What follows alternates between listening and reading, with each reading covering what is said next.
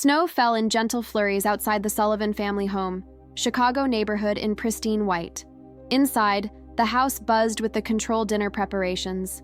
The air was rich with competing scents: roasting turkey, cinnamon-spiced apple pie, and the sharp pine aroma from the 12-foot Norwegian spruce that dominated the living room, its twinkling lights reflecting in the bay windows.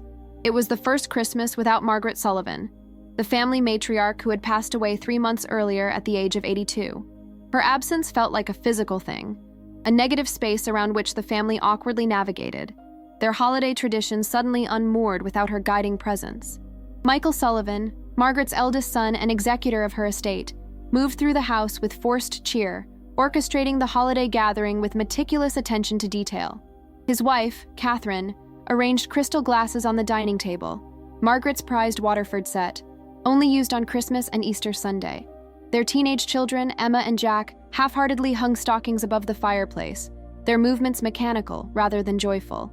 "Mom would have had the table set yesterday," commented Diana, Michael's younger sister, as she adjusted a slightly crooked angel atop the Christmas tree. A professor of art history at Northwestern, Diana had flown in from Chicago that morning, her academic precision evident in her critical gaze around the room. "And she would have made her own cranberry sauce, not used the canned stuff," added Thomas, the youngest Sullivan sibling, who was organizing bottles at the bar cart.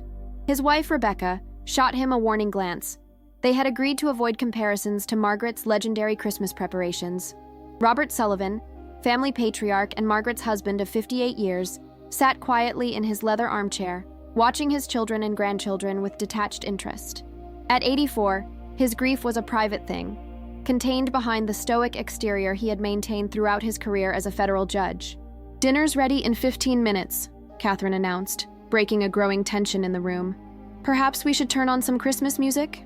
Michael moved toward the entertainment system, housed in the built-in shelving beside the fireplace. As he reached for the remote control, the large flat-screen television mounted above the mantel suddenly flickered to life on its own. The family froze, staring at the screen as static gave way to a familiar face: Margaret Sullivan, looking directly into the camera, very much alive, and wearing the red cashmere sweater she had always favored for Christmas Day. "Hello, my dears," she said, her voice filling the stunned silence. "If you're watching this, then it's Christmas Day, and I'm no longer with you, but there are things you need to know."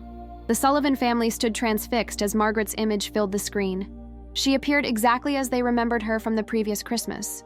Her silver hair neatly styled, pearl earrings catching the light, the slight tilt of her head when she was about to say something consequential. "I've asked Michael to ensure this recording plays at precisely 4:30 on Christmas Day," Margaret continued, her voice clear and composed. All eyes turned to Michael, who had gone pale, the remote control frozen in his hand. I had no idea," he stammered, genuinely shocked. "This isn't my doing." On screen, Margaret smiled as if anticipating their confusion. "Michael isn't responsible for this message. I made other arrangements, knowing my eldest might try to protect the family from what I'm about to share." Catherine moved to her husband's side, her expression a mixture of concern and curiosity. Diana unconsciously reached for her father's hand, while Thomas took a step closer to the television, scrutinizing his mother's image. "For 58 years, I've maintained certain family secrets out of love and a perhaps misguided sense of protection," Margaret continued. "But secrets have power only in darkness, and I've come to believe that truth, however painful, is the greatest gift I can leave you." Robert Sullivan shifted in his chair, his weathered hands gripping the armrests. "Turn it off," he said quietly, his judicial authority evident even in those soft words. "Dad, I don't think—" Diana began. "I said turn it off," Robert repeated more forcefully, but Michael made no move toward the television. The remote in his hand seemed forgotten as Margaret's recorded message continued. "In the attic, behind the false wall in the northeast corner, you'll find a steel box. The combination is 082164. Margaret's expression softened. "The date Robert proposed to me, though not for the reasons you've always believed." A collective intake of breath rippled through the room. Emma and Jack exchanged glances, suddenly alert to the unexpected drama unfolding among the adults. Inside that box are documents, photographs, and letters that tell the true story of our family. Some of these truths will be difficult to hear. Some may change how you see me, how you see your father, how you understand yourselves. Margaret's image leaned slightly forward, her gaze seeming to connect with each family member individually. I considered taking these secrets to my grave. That would have been easier. But secrets have a way of emerging eventually, often in the most destructive ways. I choose to reveal them now, on the day our family has always been most honest with each other, most connected. Thomas gave a derisive snort.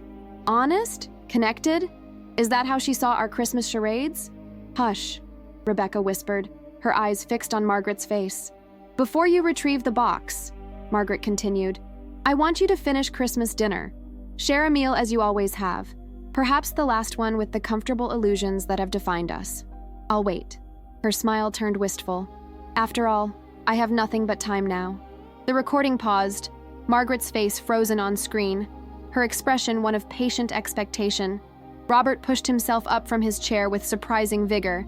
This is preposterous. Someone has created this manipulation. Catherine, serve dinner. Michael, shut off that television. Now. But Michael remained rooted in place, studying his mother's image. Dad, that's Mom. That's really her. This isn't some deep fake or digital trick. How can you be sure? Diana asked, her academic skepticism engaging. Because she's wearing the sweater I gave her last Christmas, Michael said quietly. The one we buried her in. A heavy silence descended on the room, broken only by the soft ticking of the grandfather clock in the hallway, another Sullivan heirloom, marking time as it had for generations. I think, Catherine said carefully, placing a steadying hand on Michael's arm, that we should do as Margaret asks. Let's have dinner. Together. And then decide what comes next. As the family moved with reluctant steps toward the dining room, the television remained on. Margaret's paused image watching over the Christmas gathering, a silent guardian of secrets about to be revealed. The Sullivan family Christmas dinner unfolded like an elaborate theatrical performance, each member playing their customary role while acutely aware of the extraordinary situation. Catherine served the perfectly roasted turkey, commenting on its tenderness as she did every year. Diana distributed the cranberry sauce with her usual precision. Thomas poured wine with forced joviality, his glass emptying and refilling with suspicious frequency. Only Robert seemed genuinely committed to ignoring the paused image of his late wife on the television screen, visible from the dining room through the arched doorway. He corrected Jack's table manners and inquired about Emma's college applications with the same authoritative tone he had once used from the bench.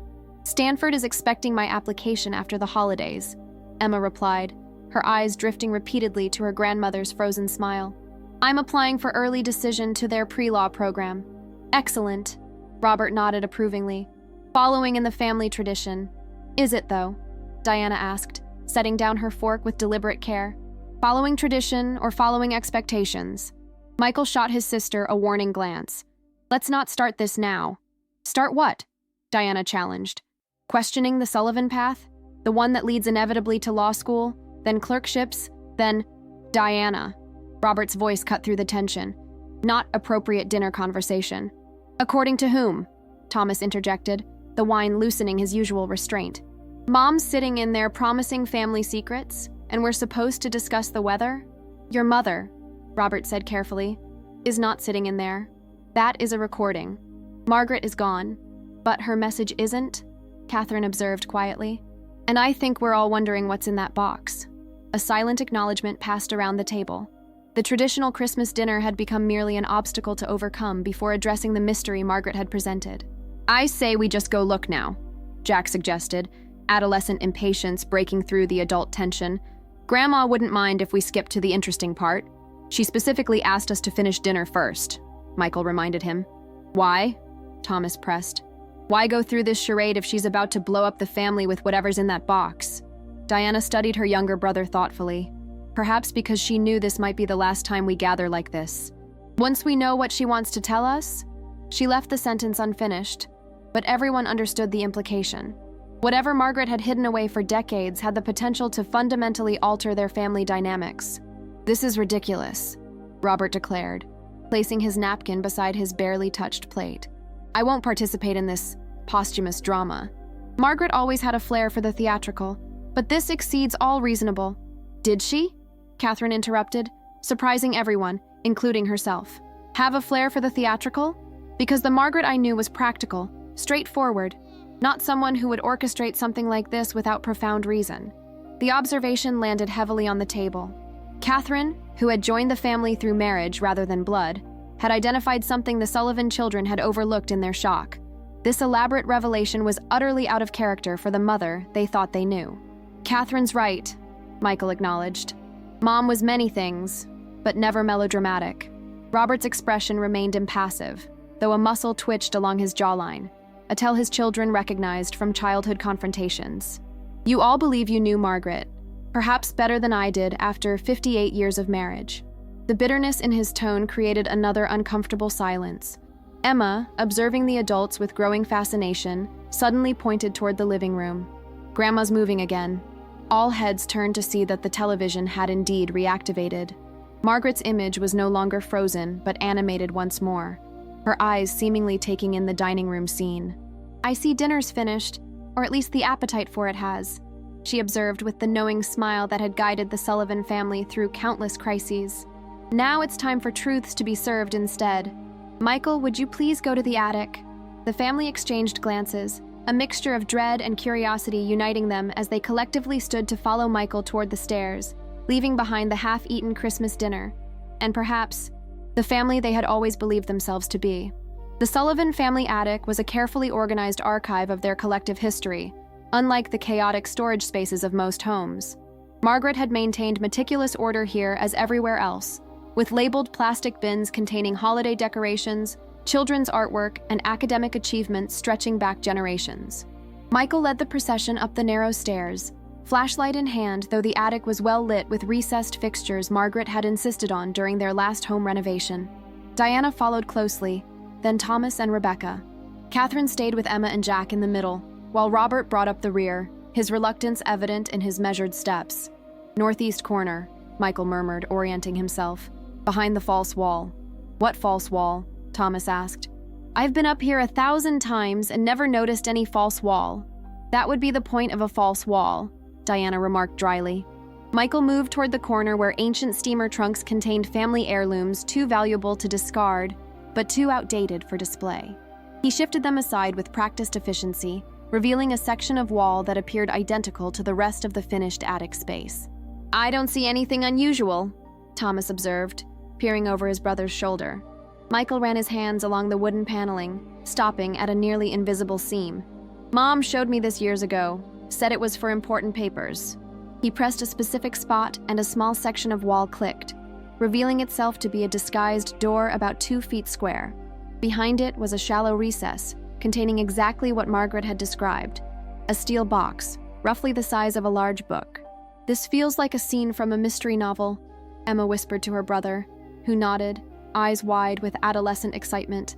Michael carefully removed the box and carried it to a large table Margaret had used for wrapping Christmas presents. The family gathered around as he entered the combination Margaret had provided. 821, 64. Robert stood slightly apart, his expression unreadable. The lock released with a soft click. Michael hesitated, his hand on the lid. Should we really do this?" he asked, looking up at his siblings. "Whatever Mom wanted to tell us, she kept it secret while she was alive. Do we have the right to—" "She literally left us a video directing us to this box," Thomas interrupted. "I'd say that constitutes permission. More like a directive," Diana added. "She wanted us to know, Michael. Just not while she was alive to deal with the fallout." Catherine placed a supportive hand on her husband's shoulder. "Open it, Michael. Whatever it contains, we'll face it together." With a deep breath, Michael lifted the lid. Inside lay several neatly organized folders, each labeled in Margaret's distinctive handwriting. On top was an envelope simply marked, "Read first," in red ink. Michael opened it and removed a letter, which he began to read aloud. "My dear family, the truth I've kept hidden for nearly 60 years begins with this. Robert Sullivan is not your biological father." The shocked silence that followed was broken by Robert himself. "Enough of this nonsense." He stepped forward and attempted to take the letter from Michael's hands. Michael instinctively pulled away, continuing to read. "Your biological father was Robert's younger brother, James Sullivan." The family collectively gasped. Robert's face drained of color. "Uncle James?" Diana whispered. "But he died before I was born." "In Vietnam," Thomas added, "in 1969. Michael's voice shook as he continued reading. "James and I fell in love in the summer of 1963, before he was deployed. Robert, his older brother and my childhood friend, knew of our relationship but considered it inappropriate. James was only 20, I was 21, and Robert himself was 30 and already established in his legal career. When James was killed in action, I discovered I was pregnant with Michael.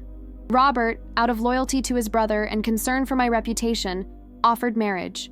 What began as a practical arrangement evolved into a partnership, then a family, and eventually a kind of love neither of us had anticipated. Michael looked up from the letter, meeting his Robert's, gaze. "Dad?" Robert stood rigidly, his judicial composure cracking. "Your mother had no right to reveal this. No right at all." "Why not?" Diana challenged, her voice unsteady. "Don't we deserve to know who we really are?" Robert's response was cold and precise. "You are Sullivan's. Nothing in that box changes that fundamental fact." But the tremor in his hand as he reached for the nearest chair suggested that everything had already changed, irrevocably and completely. The attic transformed into a storm center of emotions as the Sullivans grappled with Margaret's revelation. Michael remained at the table, letter in hand, his identity visibly recalibrating. Diana paced between the labeled storage bins, attorney mind already calculating the implications.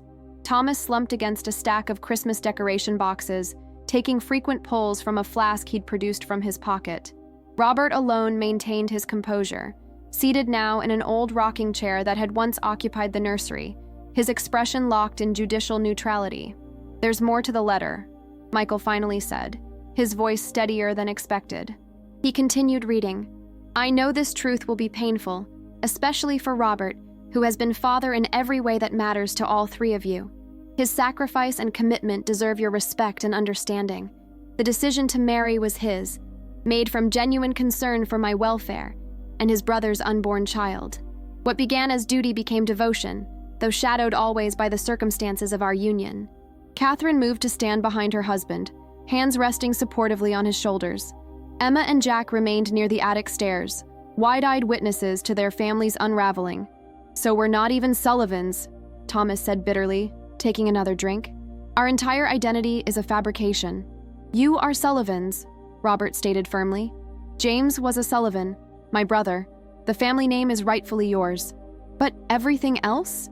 Diana challenged. "The family mythology? The Sullivan legacy you've hammered into us since birth? The pressure to follow your footsteps into law?" Robert's gaze remained steady. "Those values came from me, not biology. I raised you to understand responsibility, integrity, service to something beyond yourselves." "Did Mom love him?" Michael asked suddenly, looking up from the letter. "James. Did she love him, Dad? Robert?" The question hung in the air, weighty with 6 decades of unspoken history. "Yes." Robert's answer came with surprising gentleness. They were very young, but the feeling between them was genuine. When the telegram came, he paused, memories visibly surfacing. Margaret collapsed. I'd never seen such grief. "And you, what, swooped in to save her reputation?" Thomas's question carried a sharp edge. "It wasn't like that," Robert replied, a rare defensiveness entering his tone. "I cared for Margaret, had since childhood. James knew that." Diana's analytical mind engaged. "So, when did you plan to tell us? Ever?" "It was Margaret who insisted on secrecy," Robert explained. "She believed knowing would only complicate your lives unnecessarily, that you would question your place in the family, your relationship to me." "She was right," Thomas muttered, gesturing with his flask. Michael returned to the letter. "My decision to reveal this now comes after much reflection.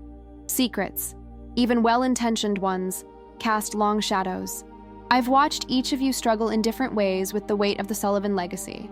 Michael trying desperately to meet impossible standards. Diana questioning but ultimately conforming. Thomas rebelling outright. I wonder now if knowing your true parentage might have offered different possibilities, different understandings of yourselves." Michael looked up. "There are photographs here, and letters, between Mom and James." "Let me see," Diana said, reaching for the box. Robert stood abruptly. "This has gone far enough. Whatever Margaret's intentions, dragging up ancient history serves no purpose now." "It serves the purpose of truth," Catherine said quietly. "Something Margaret apparently valued enough to orchestrate all this." "The truth," Robert responded with unexpected emotion, "is that I raised these children. I was there for every milestone, every triumph, every disappointment. Biology is mere chemistry. Fatherhood is action. The family fell silent, absorbing the raw feeling behind Robert's words. It was Emma who finally spoke, stepping forward from her position near the stairs. "Grandpa, I think Grandma knew that. Maybe that's why she waited until now, because she knew nothing could erase what you've been to Dad and Aunt Diana and Uncle Thomas." The simple wisdom from the youngest person in the room shifted something in the attic's atmosphere. Robert's rigid posture softened slightly. Michael glanced back at the television screen, visible through the attic doorway, where Margaret's image remained. "There's more she wants to tell us, and I think we need to hear it all." As the family moved to return downstairs, Robert lingered, his hand brushing the steel box with a mixture of resignation and release. 60 years of carefully maintained identity, his own as much as theirs, now irrevocably altered by Margaret's posthumous truth. The Sullivan family reassembled in the living room, the Christmas dinner abandoned on the dining table, cooling and forgotten. Michael carried the steel box, placing it on the coffee table before Margaret's still-waiting image on the screen. Catherine quietly distributed glasses of scotch. Robert's Macallan 18, typically reserved for significant family occasions. "I should continue reading the letter first," Michael suggested, looking to his siblings for confirmation. Diana nodded, while Thomas simply raised his glass in sardonic agreement. Robert sat in his usual chair, somewhat apart from the circle forming around the box. Michael resumed, "There is another truth that must be addressed, one concerning Thomas specifically." All eyes turned to the youngest Sullivan sibling who froze mid-drink. "After Michael and Diana, Robert and I believed our family complete. The demands of Robert's career and my own health issues made a third child seem impossible. But in 1972, I reconnected with an old college friend, Elizabeth Carrington, at a fundraising event. Elizabeth was involved with a situation regarding a young, unwed mother, one of her students at Northwestern. The girl was determined to give up her baby for adoption, but wanted to ensure it went to a good home." Thomas lowered his glass slowly, his expression shifting from confusion to dawning comprehension. "Robert and I had discussed adoption previously, and this seemed providential. The process was handled privately, through connections rather than agencies, not uncommon in those days. Thomas came to us at 3 days old, a beautiful, perfect addition to our family." The room fell completely silent. Thomas stared at the letter in Michael's hands as if it might spontaneously combust. "We chose never to tell you, Thomas, believing there was no need for you to feel any different from Michael and Diana. In legal, emotional, and every way that matters, you are our son. But with my passing, I feared that sealed records might someday be opened, or that medical information might become relevant. The truth seemed preferable to a potential future discovery. I'm adopted," Thomas finally managed, his voice barely audible. "I'm not even biologically related to any of you?" Rebecca moved instantly to her husband's side, her hand finding his. "Tom, did you know?" Thomas demanded, turning to Robert. "Of course I knew," Robert replied quietly. "We chose you, Thomas, specifically and intentionally." "This is unbelievable," Diana muttered, running her hands through her hair. "Michael and I aren't Dad's biological children, and Thomas isn't biologically related to any of us. The perfect Sullivan family is completely fabricated." "Not fabricated," Catherine interjected firmly. "Just formed differently than you believed." On the television screen, Margaret seemed to be watching their reactions with patient understanding. The recording remained paused, waiting for them to process this second revelation before continuing. Emma approached her Uncle Thomas cautiously. "Are you okay, Uncle Tom?" Thomas gave a short, bitter laugh. "Not remotely, Em. Apparently, I'm not even a Sullivan by blood or by James Sullivan's connection. I'm nobody." "That's not true," Robert said with unexpected force. "Margaret and I chose you. We wanted you. Nothing in biology creates family more powerfully than deliberate choice." The sincerity in Robert's voice created a moment of connection amid the chaos of revelations. Michael returned to the letter. "There is one final truth that must be shared, perhaps the most difficult, certainly the most personal. It concerns a choice I made in 1981, one that has shadowed my relationship with Robert ever since, though none of you children were aware of it." Michael paused, looking up at his father, the man he had always known as his father, with sudden concern. "Dad, do you know what this is about?" Robert's expression had changed, a vulnerability appearing that his children had rarely witnessed. "Yes," he said simply. "I know." On the television screen, Margaret's image suddenly reanimated. "I see you've reached the third revelation," she said, as if she could somehow observe them through time and technology. "This one requires more than a letter. Some truths must be spoken aloud, even after death." The family turned toward the screen, bracing themselves for whatever final secret Margaret had preserved for this Christmas revelation. Margaret's image on the screen shifted slightly, adjusting her position as if preparing for the most difficult part of her posthumous communication. The Sullivan family watched in tense anticipation, each processing the previous revelations differently.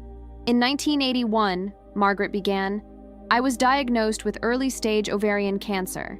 The recommended treatment was aggressive, surgery followed by experimental chemotherapy protocols. Robert, ever practical, immediately arranged consultations with the finest oncologists in the country." Robert's hands gripped the arms of his chair, knuckles whitening. "What none of you children knew was that I refused the recommended treatment," Margaret continued. "After watching my own mother's suffering through conventional cancer treatments only to die anyway, I chose an alternative path, one Robert vehemently opposed." "Mom had cancer in the 80s? Diana asked, turning to Robert. "Why didn't we know this?" Robert remained silent, his gaze fixed on Margaret's image. "I sought treatment at a clinic in Mexico," Margaret explained, "using nutritional therapy, meditation, and holistic approaches considered radical at the time." Robert was furious. As a man of science and law, he saw my choice as foolish, potentially suicidal. He threatened to have me declared incompetent, to take legal control of my medical decisions. Michael and Diana exchanged shocked glances. This version of their father, controlling, threatening, contradicted the man they thought they knew. "We separated for nearly 6 months," Margaret revealed. "I stayed with my sister in Arizona, continuing my alternative treatments. You children were told I was helping with her newborn twins. In reality, I was fighting for my right to determine my own medical care, while Robert was fighting for what he genuinely believed was my survival." Thomas gave a low whistle. "Holy shit. The perfect Sullivan marriage wasn't so perfect after all." "Thomas," Rebecca chided softly, though the sentiment echoed through the room. Margaret's expression softened on screen. "The irony is that both of us were right, in different ways. The cancer went into remission with the alternative treatments, something the conventional medical establishment considered a statistical anomaly rather than a treatment success. But Robert's insistence on regular monitoring meant that when the cancer returned in 1997, we caught it early enough for surgery alone to be effective." "I remember when you had surgery," Michael said slowly. "We were told it was a benign cyst."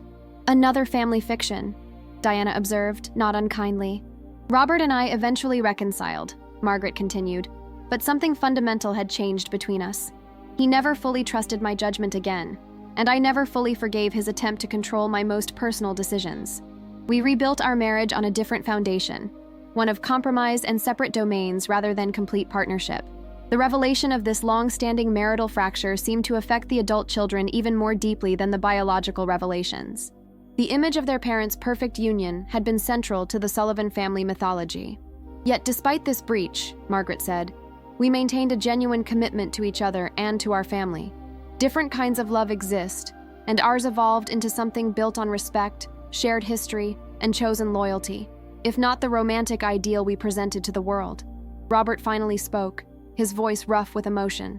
"Your mother was the most stubborn woman I ever knew, infuriating in her certainty, and usually right." A ghost of a smile touched his lips. "Even when being right defied all rational evidence." Margaret seemed to look directly at her husband of 58 years. "Robert devoted his life to this family, whatever his flaws, and they were considerable, as are mine.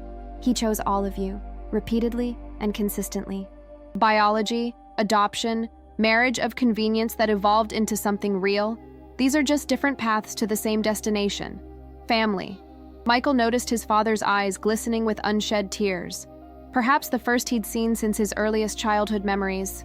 "I've shared these truths not to diminish what we built together," Margaret continued, "but to free you from the weight of appearances, expectations, and the unspoken tensions you've all sensed but couldn't name. The Sullivan legacy is not what you thought. It's something far more complex, and perhaps more valuable. A family built through choice rather than obligation or biology alone." As Margaret paused, the family found themselves drawn closer together physically. Diana perched on the arm of Robert's chair, Michael and Catherine side by side on the sofa. Thomas allowing Rebecca's supportive arm around his shoulders. Even Emma and Jack had moved into the family circle, witnesses to this extraordinary unraveling and potential rebuilding. "There's one final thing in the box," Margaret said. "A gift for each of you. Something to help you see yourselves, and each other, more clearly." The atmosphere in the Sullivan living room crackled with emotional electricity as Michael returned to the steel box. Beneath the letter and folders lay 5 small packages, each wrapped in simple cream-colored paper and labeled with a name: Robert, Michael, Diana, Thomas, and a 5th package labeled, "For the grandchildren." "Should we open these now?" Michael asked, looking toward his father for guidance, a lifelong habit suddenly complicated by the cascade of revelations. Robert nodded slightly, his judicial composure returning, though his eyes remained suspiciously bright. "Your mother planned this meticulously. We should see it through." Michael distributed the packages.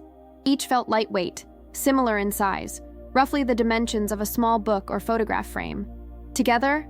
Diana suggested, holding her package with uncharacteristic hesitation. On the television screen, Margaret watched with patient expectation. "These aren't meant to cause additional pain," she assured them. "Rather, they're pieces of truth I've kept separate for too long." The family unwrapped their packages simultaneously, the tearing of paper unnaturally loud in the tension-filled room. Robert revealed a small leather-bound volume, a journal, its pages yellowed with age. The inscription inside read, "James Sullivan, 1963 to 1964. His brother's war journal, presumed lost decades ago." Michael found a photograph he'd never seen before. Margaret, young and radiant, standing beside a man in military uniform who bore a striking resemblance to Michael himself. James Sullivan, his biological father, with one arm around Margaret and the other holding a guitar. Diana's package contained a legal document, her original birth certificate, listing James Sullivan as her father, along with a handwritten letter addressed to "My daughter, if I don't return," dated June 1968. Thomas opened his to find adoption papers, but with them was a photograph of a young woman holding a newborn, her expression a complex mixture of sorrow and hope. Paper-clipped to it was a handwritten note in Margaret's distinctive script. "Emily Harlow, your birth mother, a gifted musician and poet. She asked for updates throughout your childhood, which I provided yearly. She never stopped caring about you." The grandchildren's package, opened by Emma with Jack looking over her shoulder, contained a family tree, meticulously researched and documented, showing not just the Sullivan lineage, but the biological connections previously hidden. With it was a letter addressed to "My beloved grandchildren," explaining Margaret's hope that they might grow up without the weight of secrets and expectations that had complicated their parents' lives. "My God," Diana whispered, scanning the letter from the father she'd never known. "He knew about me before he died. Mom was pregnant when he shipped out for his second tour." Robert opened James's journal with visibly trembling hands. "I gave him this before he deployed," he said quietly. "Told him to record everything so he could tell us when he came home." Thomas stared at the image of his birth mother, emotions warring across his face. "She was so young," he managed finally. "Probably not much older than Emma is now." Michael couldn't take his eyes off the photograph of James and Margaret. "He has my hands," he said wonderingly. "Or I have his. The same exact hands." On screen, Margaret watched their reactions with gentle understanding. "These pieces of your origins aren't meant to replace the life we built together, but to complement it, to help you understand yourselves more fully." Robert closed his brother's journal carefully. "You had no right, Margaret," he said, though without the anger of earlier. "These were decisions we made together." "Yes," Margaret acknowledged from the screen. "Decisions made from love, fear, practicality, all the complicated emotions that drive most important choices, but decisions that created shadows over our family nonetheless." "Why now?" Diana asked, addressing the screen directly. "Why not tell us while you were alive to answer our questions?" Margaret's recorded image couldn't respond directly to the question, but as if anticipating it, she continued, "I chose this timing deliberately, knowing the immediate shock and anger would fall on me rather than on Robert. He has been many things, not all of them admirable, but his commitment to this family has never wavered. My hope is that after the initial pain of these revelations, you might see him with new understanding." The calculated selflessness of Margaret's timing, absorbing the family's potential anger from beyond death, created a sudden shift in the emotional current running through the room.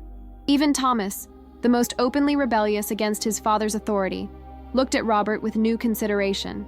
"There's more to show you," Margaret said, her tone suggesting they were approaching the final revelation. One last truth that connects all the others. As Margaret's recorded message continued, the Sullivan family remained transfixed, each holding their personal artifacts, tangible pieces of a history they'd never fully known. "In the box," Margaret directed, "there's a large manila envelope labeled Foxhaven.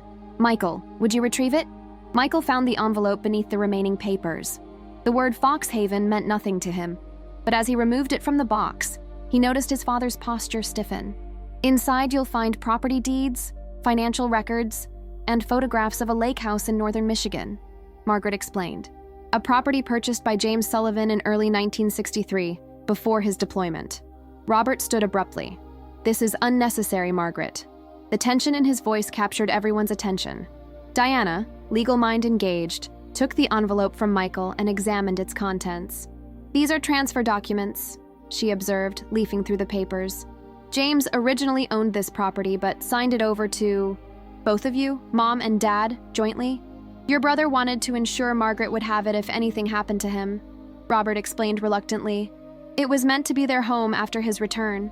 On screen, Margaret nodded. "James and I planned to live there after the war. When he didn't come back, I couldn't bear to visit the property. Robert suggested selling it, but I couldn't do that either.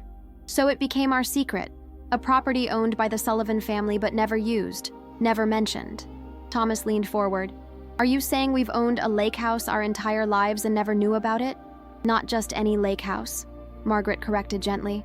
"The property has appreciated considerably over the decades. The trust that manages it now controls assets worth approximately $12 million. This revelation landed like a thunderbolt. Even Robert appeared surprised by the specific figure.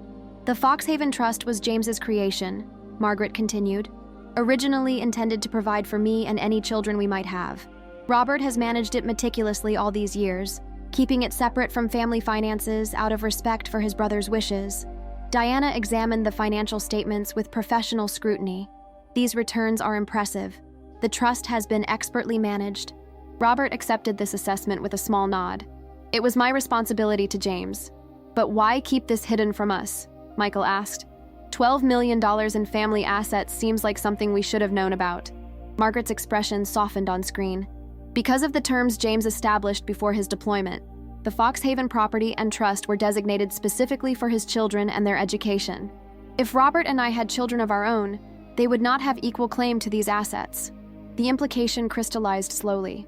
Had the family known about Thomas's adoption, or the biological truth about Michael and Diana, the distribution of this substantial inheritance would have become legally complex. "So you kept our parentage secret partly to protect our financial interests?" Diana asked, her tone unreadable. "To protect all of you equally," Robert corrected firmly. "I raised you as siblings without distinction. The legal complexities of the trust would have created divisions I refuse to allow in our family." Thomas laughed suddenly, the sound carrying more wonder than bitterness. "So the great family secret was partly about money after all. How utterly conventional." "Not about money," Robert objected. "About fairness." On screen, Margaret nodded. "Robert insisted that the three of you would always be treated identically in every respect, financially, emotionally, in terms of opportunities and expectations. It was a point of honor for him." Catherine, who had remained quietly supportive throughout the revelations, spoke up. "That actually explains a lot about how this family functions. The emphasis on equality, on achievement, on living up to the Sullivan name." "The Sullivan name," Thomas repeated thoughtfully, "which technically only belongs to Dad by birth." "Names are more than biology," Robert stated, with the first hint of his judicial authority returning. "The Sullivan legacy is about values, choices, commitments kept." Michael studied the photographs of the lake house, a beautiful craftsman-style cabin on a wooded lot, with broad windows overlooking clear blue water. "So what happens to Foxhaven now? Now that we know the truth?" Margaret's recorded image seemed to lean forward slightly. "That's the final part of today's revelations. James left specific instructions about the property itself, separate from the financial assets. Instructions that could only be fulfilled once all of you knew your true parentage." The family collectively turned toward the screen, sensing they were approaching the heart of Margaret's posthumous message, the reason she had orchestrated this elaborate Christmas revelation from beyond the grave. Margaret's image on the screen shifted subtly, her expression more solemn as she approached what was clearly the most consequential part of her message. The Foxhaven property itself carries special significance beyond its financial value, she explained. Before his deployment, James recorded a message to be delivered to his children if he didn't return. That message has remained sealed for over 50 years, preserved by the trust according to his explicit instructions. Robert moved to stand before the fireplace, his back to the family, shoulders rigid with tension.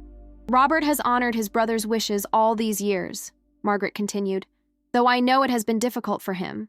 The message can only be accessed at the property itself, in the presence of James's biological children and with the trust executor, Robert, present. Diana leaned forward intently. A message from our biological father? From 50 years ago? This is ridiculous, Thomas objected. More secrets, more dramatic revelations. When does it end? Michael remained focused on Margaret's image. What kind of message requires this level of orchestration, Mom? What could possibly be so important? On screen, Margaret sighed softly. James had premonitions before his final deployment. He spoke often about the likelihood he wouldn't return. The message he left contains his wishes for his children, but also information about circumstances surrounding his deployment that complicated matters. Robert turned sharply. Margaret, stop this. Now. The recorded Margaret couldn't hear his objection, of course, but her next words suggested she had anticipated it. Robert will object to this revelation. He has protected James's memory, and all of you, from difficult truths about the circumstances of your biological father's death. A heavy silence fell over the room. Michael and Diana exchanged alarmed glances. What circumstances? Diana asked, directing the question to Robert rather than the recording. Robert remained silent, his expression closed and unreachable. The official record states that Lieutenant James Sullivan died heroically in combat near Da Nang in March 1969, Margaret continued. This is partially true, but there were complications regarding his final mission, information classified at the time, but potentially accessible now. Dad? Michael prompted quietly. What is she talking about? Robert's response was measured, his legal training evident in every carefully chosen word. Your mother is referring to speculation and unsubstantiated rumors. Nothing that would benefit any of you to explore. That sounds exactly like something that needs exploring, Thomas observed, leaning forward with newfound interest. Margaret's recorded image seemed to look directly at Robert. My dear husband, your protection of James's memory has been admirable. Your protection of the children, exemplary. But they are adults now, entitled to their complete history, however complex or painful. Robert's composure slipped momentarily, revealing a flash of something like fear. Some truths serve no purpose except to damage what can't be repaired, or to heal what's been broken through understanding, Catherine suggested gently. On screen, Margaret continued. The final part of today's revelation is this. I've arranged for the family to visit Foxhaven together. The property has been maintained all these years, ready for this moment. In the study, behind James's photograph, is a safe containing his final message. Michael looked to his father. When did you last visit the property? I haven't, Robert admitted quietly. Not since James purchased it in 1963. It wasn't my place. This simple admission that Robert Sullivan, patriarch and authority figure, had denied himself access to his brother's special place for over 50 years out of some personal code of honor, shifted something in the room's emotional current. Well, I want to go, Diana stated firmly. I want to hear what my biological father had to say to me. Me too, Michael agreed. Thomas hesitated, then added with surprising sincerity, I'm in. Family road trip to uncover more Sullivan secrets. Why not? All eyes turned to Robert, whose rigid posture and controlled expression couldn't quite hide his distress. Whatever waited at Foxhaven clearly troubled him deeply. Dad, Michael prompted, we need you there, as trust executor and as our father. Robert's gaze moved from Michael to Diana, then briefly to Thomas, before settling on Margaret's image. You couldn't leave it buried, could you, Margaret? Even after all these years. On screen, Margaret's expression was both apologetic and determined. Some burdens shouldn't be carried alone, Robert. Not for 50 years. Not even by someone as strong as you. The cryptic exchange heightened the tension, suggesting that whatever waited at Foxhaven involved not just James's message to his biological children, but something that had haunted Robert Sullivan for decades. A final secret yet to be revealed.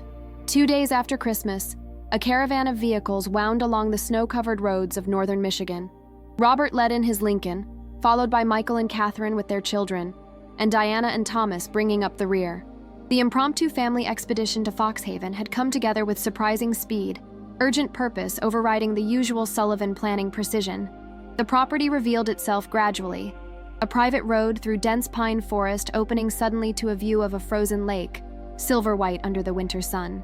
The house stood on a gentle rise overlooking the water, a substantial craftsman structure with a broad-covered porch and multiple gabled roof lines.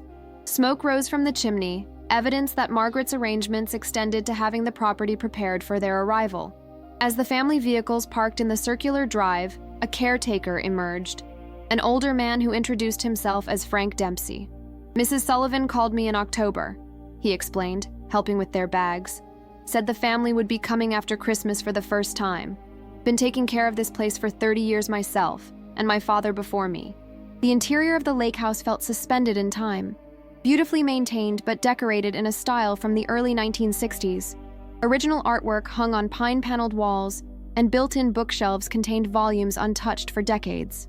"It's like a museum," Diana murmured, running her fingers along a record player that predated her birth. Robert stood in the great room, surveying the space with complex emotions playing across his features. "James designed much of this himself," he said quietly.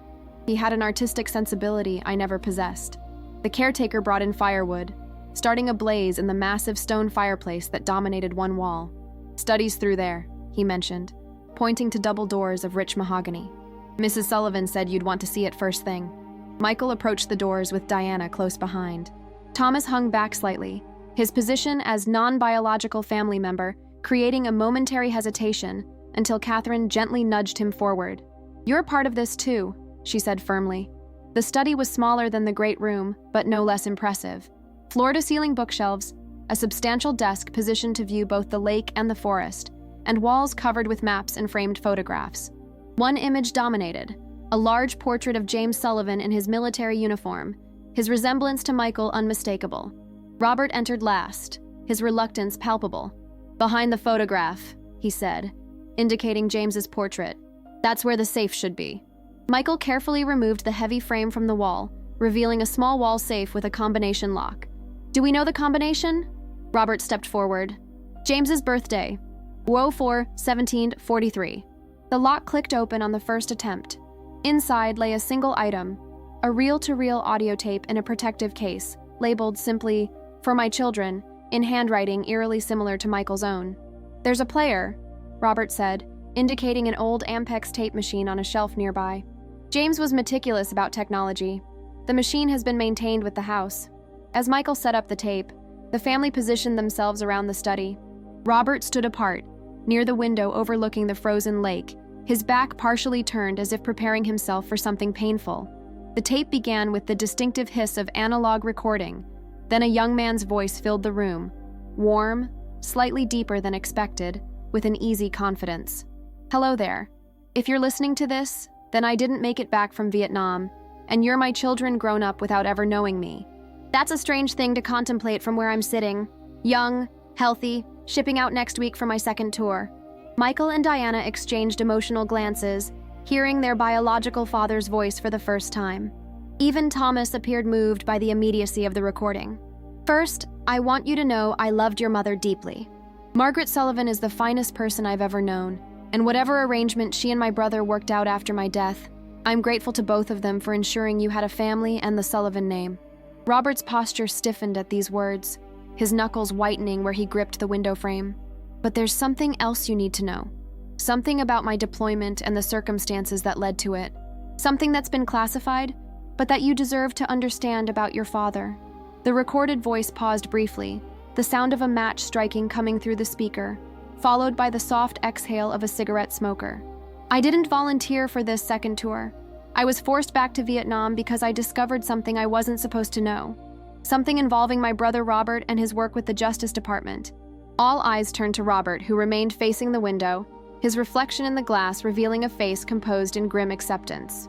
"What I'm about to tell you involves classified operations, illegal military actions, and a cover-up that likely continues to this day. I'm recording this because if something happens to me over there, which I increasingly suspect it will, I want my children to know it wasn't just bad luck or the fortunes of war.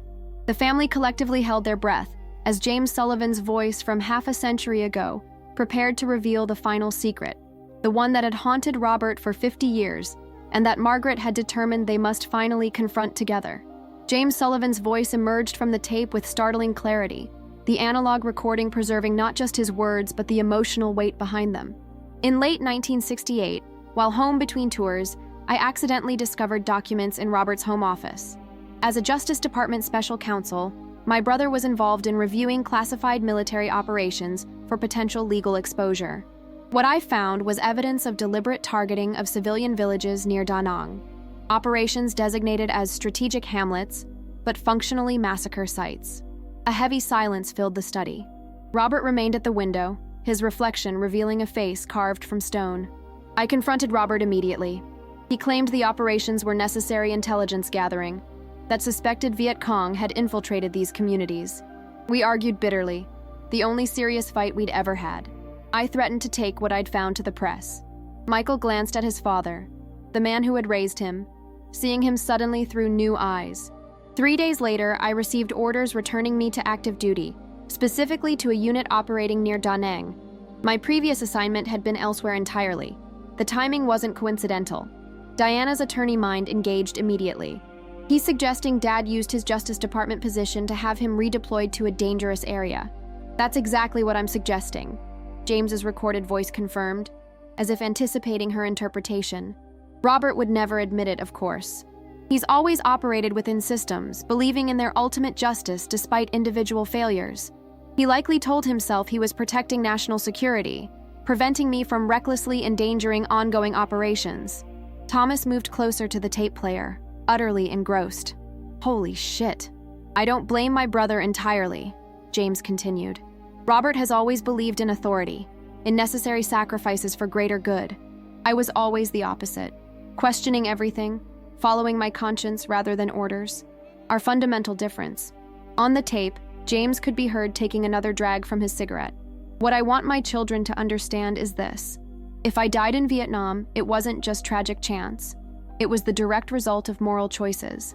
Mine in discovering and threatening to expose classified operations, and Robert's in using his influence to silence me. Robert finally turned from the window, facing his family. It wasn't like that, he said quietly. Not entirely. If Robert is there when you hear this, James's voice continued with uncanny timing, ask him about Operation Riverside. Ask him about the photographs I took before leaving, the copies I made of his files. Ask him if he ever found them all. Robert closed his eyes briefly, composing himself before addressing his family. James didn't understand the complexities, the geopolitical realities. I understood enough, big brother, James's voice replied across decades, creating an almost supernatural confrontation between the brothers. Enough to know that some actions can't be justified even in wartime, even for national security. The tape fell silent for several seconds, the family frozen in this extraordinary moment where past and present collided. I don't know if I'll survive this deployment, James finally continued, his voice softer now. But I've made arrangements, evidence preserved, contingencies in place. Not for revenge, but for truth. Because I believe my children deserve to know who their father was. Someone who saw wrong and couldn't remain silent, even when silence would have been safer. A new voice suddenly entered the recording, younger, female, immediately recognizable as Margaret. James, please reconsider. There must be another way to address this without... There isn't, Maggie. Robert's made his choice. I've made mine. The intimate exchange, clearly not intended to be part of the formal recording, captured a raw moment between lovers facing separation. To my children, James continued, composing himself, I hope you've had good lives. I hope Robert and Margaret gave you the family I couldn't. But I also hope you've inherited something of my spirit, the courage to question authority, to follow conscience rather than convenience. The tape ended with a final statement that landed like a thunderbolt in the silent study. Ask Robert what happened to the village near Hill 437. Ask him why no official record of that operation exists. And ask him if silencing his brother was worth the cost to his soul.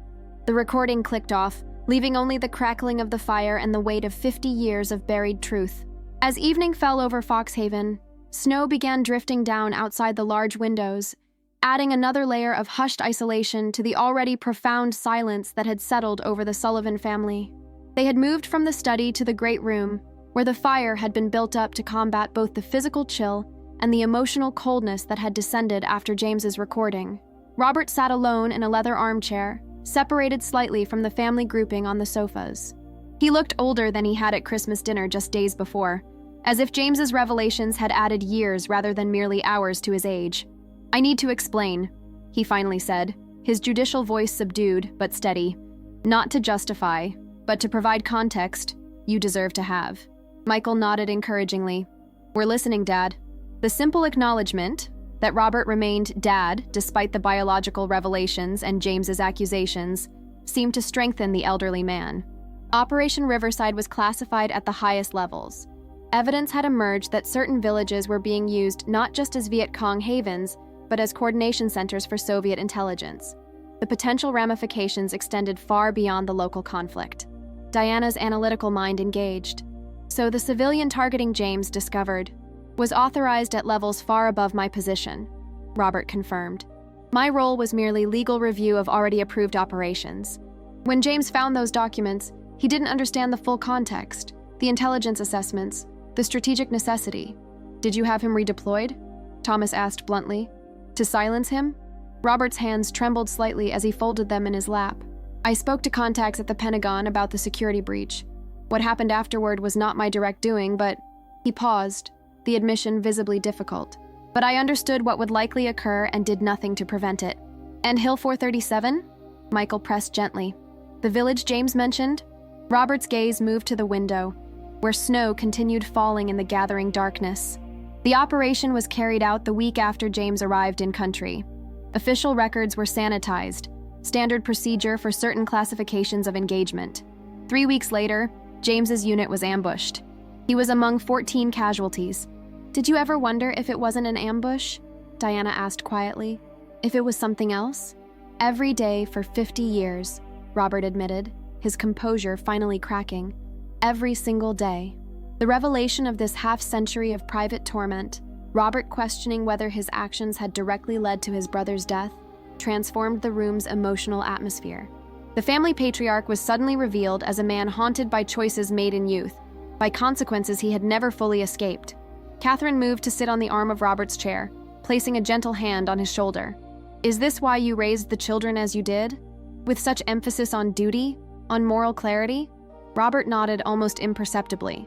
"I wanted them to understand what I didn't at their age, that systems can be wrong, that questioning authority isn't always rebellion. That moral courage matters." "Yet you never told us the truth about our father," Michael observed without accusation. "About either of our fathers." "Some burdens seemed too heavy to share," Robert replied. "Perhaps that was my final mistake." Emma, who had been silent throughout these revelations, approached her grandfather with the family tree Margaret had created. "Grandma's note says something I think matters now." She wrote, "Family isn't defined by perfect choices or biological connections, but by love that persists despite human failings." Robert studied his granddaughter's face, seeing perhaps echoes of both Margaret and James in her features. "Your grandmother was always wiser than I deserved." As night fully claimed the lake house, the Sullivan family began a new conversation. One no longer about secrets revealed, but about understanding newly gained. Diana and Michael spoke of their biological father with curiosity rather than idealization. Thomas shared his complex feelings about his adoption and birth mother. Robert, most significantly, allowed himself to be known more fully than he had in decades of careful self-presentation. In the kitchen, Catherine discovered a note Margaret had left with the caretaker. Final instructions to be delivered after the tape had been played. "My dearest family, truths long buried have finally found light. What matters now is not the past that cannot be changed, but the future you choose to build with this knowledge. The Foxhaven property belongs to all of you now, a place where James's spirit and the Sullivan family legacy can perhaps find reconciliation. The truth has cost us all dearly, but secrets would have cost us more. Remember that family is built choice by choice, day by day. Biology is merely the beginning of the story, never its most important chapter. With eternal love, Margaret." As the Sullivan family gathered around the table for a late dinner, their constellation had shifted, relationships reconfigured by truth rather than fractured by it. The perfect family facade had crumbled, revealing something more complex but ultimately more genuine. Human beings connected not by flawless mythology, but by shared history, forgiveness, and the choice to move forward together. Outside, snow continued to fall on Foxhaven, covering the past with clean possibility, much as Margaret had perhaps intended all along.